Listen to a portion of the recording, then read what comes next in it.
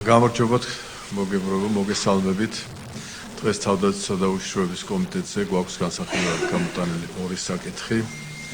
ქორუმი გვაქვს. პირველი საკითხი ეს არის საქართველოს მთავრობის საკანონმდებლო ინიციატივის წესით წარმოდგენილი საქართველოს კანონების პროექტი დიპლომატიური სამსახურის შესახებ საქართველოს კანონის ცვლილების შეტანის თაობაზე. მოგეხსენებათ კანონის პროექტი განიხილება დაჩქარებული წესით. ჩვენ სავალდებულო დასკვნას დავწერთ მოხსენებელი გახლავთ საქართველოს საგარეო საქმეთა მინისტრის მოადგილე ხათუნა თორთლაძე და მეორე გვაქვს ასევე ჩვენ განსახილველი საქართველოს ფედერაციის სამინისტროს წარმოდგენილი საქართველოს 2025 წლის ბიუჯეტის 3 თვის შესრულების მიმოხილვა გთხოვთ წარმოდგენილი დღის წესრიგი დავამტკიცოთ. მადლობა. გთხოვთ ხალბატონო ქათუნა. მოგესალმებით, განსახილველად წარმოგიდგენთ საქართველოს საგარეო საქმეთა სამინისტროს მიერ მომზადებულ და მთავრობის მიერ ინიცირებულ დიპლომატიური სამსახურის შესახებ საქართველოს კანონში ცვლილების შეტანის თაობაზე საქართველოს კანონის პროექტს. პრინციპების დონეზე პირველი მოსმენის ფარგლებში მოგახსენებთ შემდეგს. განვლილმა პრაქტიკამ ცხადყო და გამოავლინა კანონის მოძველებელი ნორმები, რომლებიც ვერ პასუხობენ თანამედროვე გამოწვევებს, ამასთან სამართლებრივ ჭრილში შეფასების შედეგად კანონის რიგი ნორმები ჩაითვალა არსებულ რეალობასთან შეუსაბამოდ. შესაბამისად, დღის წესრიგში დადგა კანონით დადგენილი ნორმების დახვეწისა და არსებულ რეალობასთან მორგების აუცილებლობა. თქვენს ყურადღებას გავამახვილებ შემდეგ მნიშვნელოვან ცვლილებებზე. საგარეო საქმეთა სამინისტროს გამარჯვებას სრულყოფილად ფუნქციონირების ერთ-ერთ სპეციფიკურ ელემენტს მოგეხსენებათ წარმოადგენს დიპლომატიური თანამდებობის პირებისა და ადმინისტრაციულ-ტექნიკური პერსონალის საზღვარგარეთ როტაციის წესით გრძელვადიანი სამუშაო მივლინებაში წარგზავნა. როტაცია გახლავთ უწყვეტი პროცესი, რომელიც მოითხოვს ყოველ კონკრეტულ ქვეყანასა თუ საერთაშორისო ორგანიზაციაში არსებული გამოწვევებისა და საჭიროების გათვალისწინებით შესაბამისი კანდიდატურების შერჩევას, მისთვის მკაფიო მოლოდინების და ფუნქციების განსაზღვრავს და კონკრეტული ვადით გრძელვადიან სამუშაო მივლინებაში წარგზავნას. დიპლომატიური თანამდებობის პირებისთვის როტაციის ვადა გახლავთ 3, ხოლო დიპლომატიური წარმომადგენლობის ხელმძღვანელისთვის 4 წელი. კანონის მოქმედი რედაქციით ხსენებული ვადები მინისტრის გადაწყვეტილებით შესაძლოა გაგრძელდეს 6 თვემდე ვადით. როგორც მოგეხსენებათ, როტაცია ეს არის კადრების მუდმივად ურთიერთ ჩანაცვლების პროცესი, რაც ხელს უწყობს ერთის მხრივ კარიერული დიპლომატების განვითარებას და მეორეს მხრივ ამცირებს საჯარო სამსახურის კერძო ინტერესებისთვის გამოყენების რისკს. ყოველივე აღნიშნულის გათვალისწინებით და საერთაშორისო პრაქტიკის შესწავლის საფუძველზე წარმოდგენილი ცვლილებებით დიპლომატიური თანამდებობის პირებისთვის და ადმინისტრაციული ტექნიკური პერსონალისთვის როტაციის ვადის გაგრძელების შესაძლებლობა იზრდება 1 წლამდე ვადით. აღნიშნული ცვლილება განპირობებულია იმ გარემოებით, რომ კონკრეტული ქვეყნის სპეციფიკის და ამ ქვეყანასთან არსებული დღის წესრიგის გათვალისწინებით ხშირ შემთხვევაში აუცილებელი ხდება მივლინებული პირისათვის გრძელვადიანი როტაციის ვადის 6 თვიდან 1 წლამდე გაგრძელების საჭიროება. გარდა ზემოაღნიშნულისა ტექნიკური ხასიათის ცვლილებები ხორციელდება კანონის იმ ნორმებში, რომელიც ითვალისწინებს როტაციის წესით გრძელვადიან სამუშაო მივლინებაში წარგზავნის და მივლინებიდან გამოწვევის საკითხებს. აღნიშნულ საკითხებს დეტალურად აწესრიგებს დიპლომატიური სამსახურის გავლის წესი, რომელიც მინისტრის ბრძანებით არის დამტკიცებული. შესაბამისად, ნორმათა დუბლირების თავიდან აცილების მიზნით ხდება კანონიდან შესაბამისი ნორმების ამოღება და დიპლომატიური სამსახურის გავლის წესში სრულყოფილად დარეგულირება. კანონის ნორმები ითვალისწინებს დიპლომატიურ სამსახურში დასაქმებული პირის როგორც პოლიტიკურ ნეიტრალიტეტს, ასევე საქართველოს როგორც დემოკრატიული სახელმწიფოს იმიჯის პოპულარიზაციის მავალდებულებელ ნორმებს. მიუხედავად აღნიშნულისა, დღის წესრიგში დადგა მოცემული ვალდებულებების უფრო მეტად დაკონკრეტების და პრევენციული ღონისძიებების დადგენის საჭიროება. პროექტის თანახმად ზუსტდება როტაციის წესით გრძელვადიან სამუშაო მივლინებიდან ვადაზე ადრე გამოწვევის ერთ-ერთი შემთხვევა, კერძოდ იმ შემთხვევაში, თუ მივლინებული პირის ქმედება ვერ ამართლებს მისი მივლინების მიზანს, მიზანშეწონილია კანონი ითვალისწინებდეს მისი ვადაზე ადრე გამოწვევის შესაძლებლობას. კანონპროექტით შეიქმნა ეთიკისა და ქცევის წესების საქართველოს საგარეო საქმეთა მინისტრის ნორმატიული აქტით დამტკიცების სამართლებრივი საფუძველი.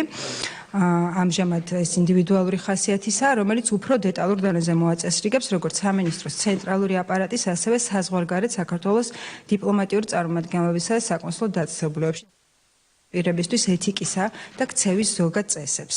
გარდა ზემოაღნიშნულისა, საჯარო საქართველოს კანონში განხორციელდება მოგახსენებათ ცვლილებები, დაკორექტირდა და ახლებურად ჩამოყალიბდა ასევე ის ნორმები, რომელიც ითვალისწინებდა ადმინისტრაციული ხელშეკრულებით დასაქმებულ პირთა წრეს და დიპლომატიურ სამსახურში დასაქმებული პირის შეფასების პერიოდულობასთან დაკავშირებულ საკითხებს და მოგახსენებათ, რომ ეს ხდება წელიწადში ორჯერ, როგორც ამას საჯარო სამსახურის შესახებ კანონი ითვალისწინებს.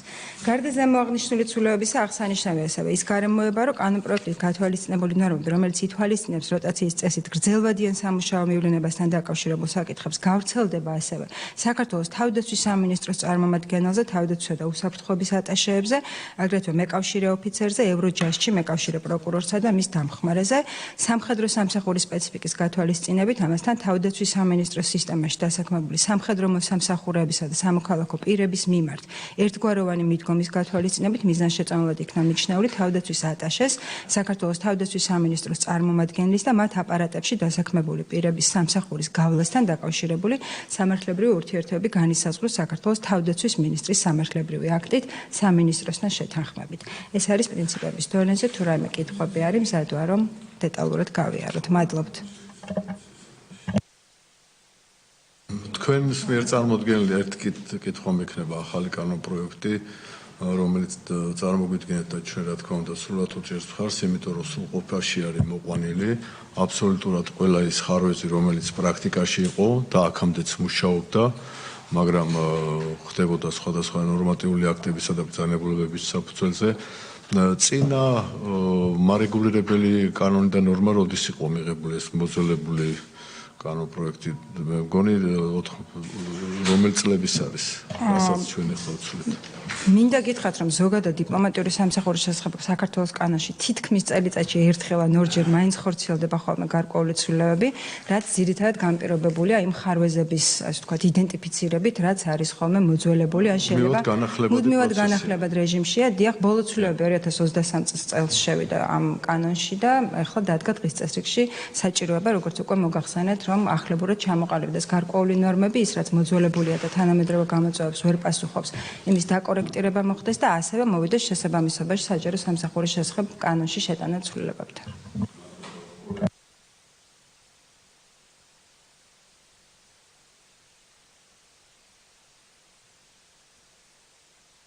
ბატონო ხათუნა. ბატონო გიორგი, ხოვთ სახელმწიფო ბიუჯეტის მიერ სამი-თვის შესრულების მიმოხილვის შესახებ მოხსენებას წარმოგვიდგენს ფინანსთა მინისტრის პირველი მოადგილე ბატონი გიორგი კაკაური. დიდი მადლობა, მოგესალმებით. წარმოგიდგენთ ინფორმაციას 2025 წლის ბიუჯეტის შესრულებასთან დაკავშირებით, დავიწყებ ეკონომიკური პარამეტრებით. ჩვენ მიმდინარე წელს კვლავ შენარჩუნებული გვაქვს მაღალი ეკონომიკური ზრდის ტემპი. წლის პირველ კვარტალში საშუალო ეკონომიკურ მასშტაბში შეადგინა 9.3%, იანვარი იყო ყველაზე მაღალი 11.1%, შემდგომ თებერვალი 7.7%, ხოლო მარტში დაფიქსირდა 9%-იანი ეკონომიკური ზრდა, ჯამში საშუალოდ შეადგენს 9.3%-ს. ეხება ინფლაციას, მარტში ინფლაცია დაფიქსირდა 3.5%, თუმცა საშუალო ინფლაციის მაჩვენებელი კვლავ მიზნობრივზე მნიშვნელოვნად დაბლა არის, ეს არის 1.7%. მოგეხსენებათ, ბოლო 2 წლის განმავლობაში საშუალო ინფლაცია მიზნობრივზე მნიშვნელოვნად დაბალი იყო და 1-დან 2%-მდე ფარგლებში მერყეობდა. რაც შეეხება საგარეო სექტორის ნაწილში, ჩვენ წლის პირველ კვარტალში საგარეო სავაჭრო ბრუნვამ შეადგინა $5,618,000,000, 16%-ით არის გაზრდილი 16.1%-ით. აქედან ექსპორტი არის $1,401,000,000, ხოლო იმპორტის მაჩვენებელი შეადგენს $4,017,000,000. რაც შეეხება საგარეო სექტორის სხვა მიმართულებას, ტურიზმი ერთ-ერთი მნიშვნელოვანი ჩვენი ეკონომიკისთვის, ტურიზიტორთა რაოდენობა გაიზარდა 1.3%-ით, ხოლო უშუალოდ ტურისტული ვიზიტების რაოდენობა გაზრდილია 2.2%-ით ჩაშალთან შედარებით 959,000 შეადგენს ტურისტული ვიზიტების რაოდენობა, ხოლო ჯამში ვიზიტორთა რაოდენობა შეადგენს 1,172,000. რაც შეეხება ფულად შემოდინებას ქვეყნის ეკონომიკაში ტურიზმიდან, ჯამში აღნიშნული მაჩვენებელი გაზრდილია 2.3%-ით და $826 მილიონს შეადგენს. რაც შეეხება ფულადი გზავნილების ნაწილს, აქ კლება გვაქვს და ეს კლება დაკავშირებულია რუსეთის ფედერაციიდან ტრანსფერების შემცირებით. ეჯერადი ტრანსფერები მოგეხსენებათ იყო 2022 წლის მეორე ნახევრიდან დაიწყო და ძირითადად 23-ის განმავლობაში შემცირების ტენდენცია ჰქონდა, თუმცა 24-ში შენარჩუნებული იყო შედარებით მაღალი დონე, დღეს უკვე ჩამოსულია იმ ნიშნულზე, რა ნიშნულიც 2022 წლის თებერვლამდე ჰქონდა, იმაზე ოდნავ დაბლა არის კიდევ ჩამოსული.